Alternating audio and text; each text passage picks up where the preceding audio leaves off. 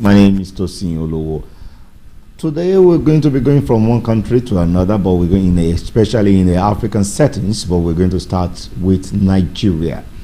Now, torrent pre-dawn rain has unleashed flooding that killed at least 150 people in a market town where northern Nigerian farmers sell their wares to traders from the south.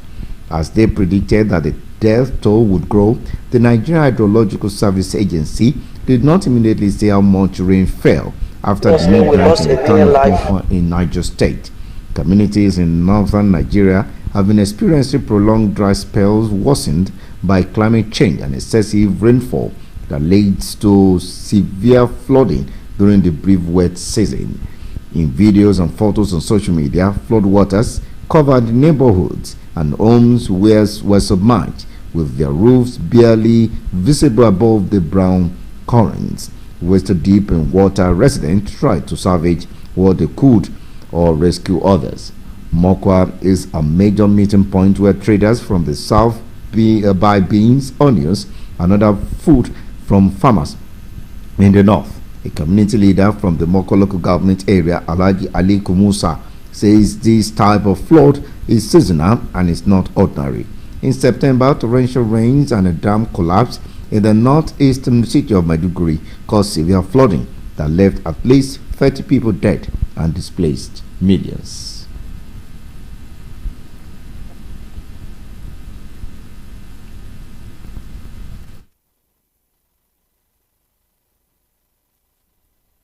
I've lost it, a lot of the people. It's like spiritual water which used to come, but it's seasonal. At times it can come now, it will reach another 20 years before coming again. So that is what we saw yesterday. If not, there is not much water in Mokwa that will bring that flood. And now moving to South Sudan, Pakistani engineering peacekeepers serving in the United Nations mission in South Sudan have dedicated their time and energy to raising the levels to stop flooding at least to 1.5 meters above the water levels. They work to strengthen the defenses aims to prevent breaches such as the 2022 when a rupture of the western wall threatened to the safety of 300,000 civilians, including many living in a nearby displacement camp, as well as the UN Minsk field office. United by their shared commitment to protecting local communities, the Pakistani engineers joined forces with Mongolian peacekeeping colleagues to recently patrol the deck system, checking for potential breach sites. The Mongolian contingent also provides a protective presence while the engineers are working. Climate change is posing a growing threat to communities across South Sudan, as already scarce resources have been severely impacted by flood and droughts. This escalates tensions between communities and heightens the risk of conflict. The strong partnership between peacekeepers, humanitarians, and communities is keeping vulnerable people safe for now, but the threat remains as rain begins to fall.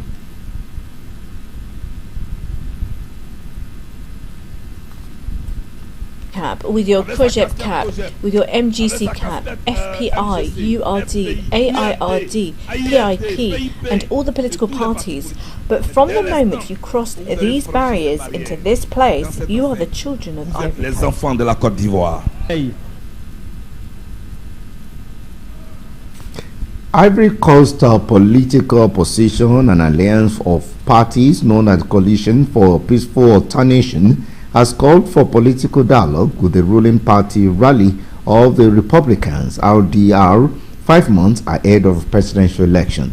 Opposition leaders denounced President Alassane Ouattara's potential candidacy, as well as the exclusion of several political figures from the electoral list, including banker Tajin Thiam, former chief executive officer of Swiss Bank Credit Suisse. To allow the candidacy of all political leaders, the country's former First Lady, Simone Gbagbo, asked President Alassane Ouattara to take his pen to write an amnesty law that will erase everything. In Paris, Tanjan Tam, president of the coalition, and the PDCI, the main opposition party, projected a video onto big screen. In the video, he said that justice must not be instrumentalized and called for a revision of the electoral list before the election.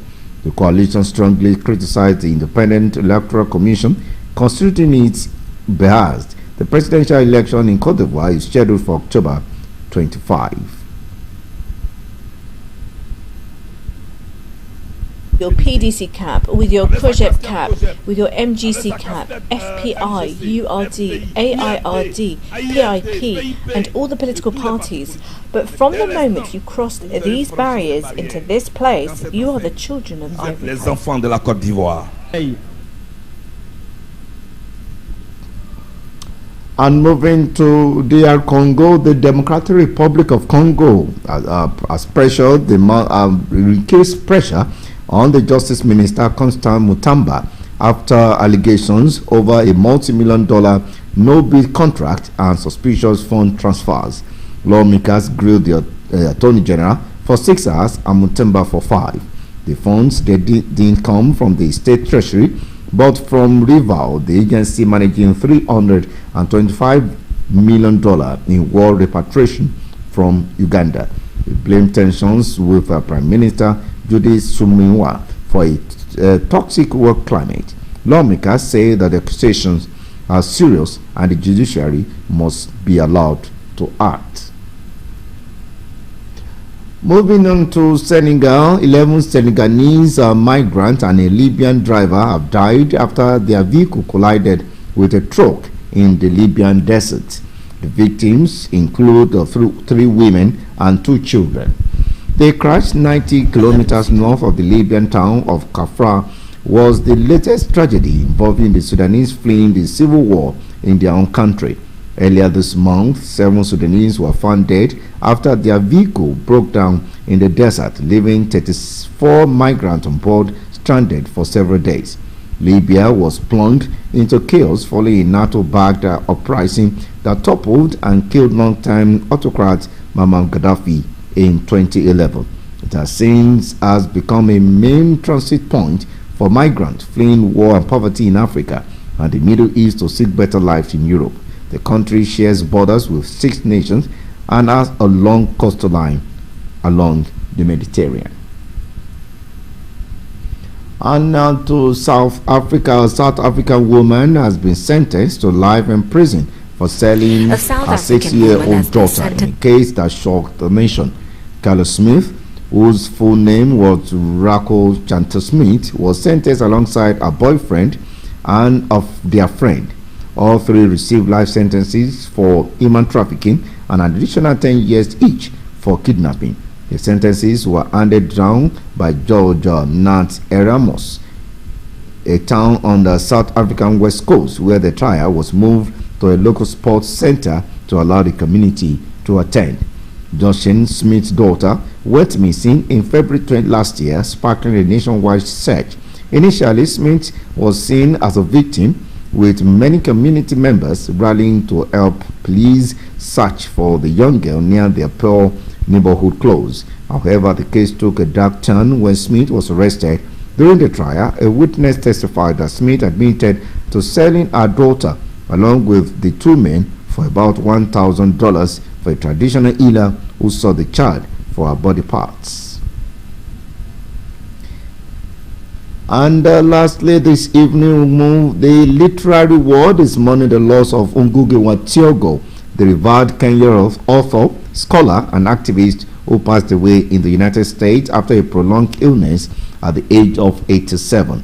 Tribute poured in from fellow writers and publishers who described him as a beacon of African consciousness and an influential critic of both colonialism and post-independence authoritarianism.